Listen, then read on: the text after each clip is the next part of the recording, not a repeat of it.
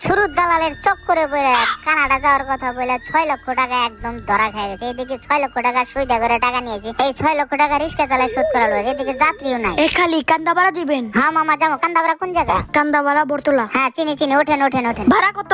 দিয়েন মামা, 60 টাকা দিয়েন। আচ্ছা চলেন। ওঠেন ওঠেন, ইনার তুরতে ঘুরে যাবো। মামা বাজার খুব খারাপ, কি যে একটা অবস্থা, আন্দোলনের কারণে বাজার একবারে মান্দা। যাই হোক মামা, আপনি রিস্কা তুলছেন, এই দাঁড়া, বুকের উপর দিয়ে তুলে দিস না। যাই হোক গাড়িটা টান দিয়ে, আস্তে ধীরে টান দে, গাড়িতে একটু তেল দেওয়া লাগবে তো।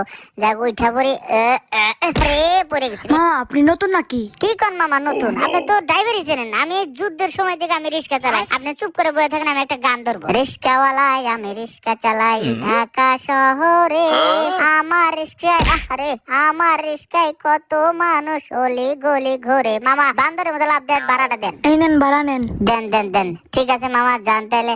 যাক রিস্কাটা নিয়ে কলা গাছে বাজারে যা বসে একটা বিড়ি খায় 10 মিনিট রেস্ট নিই।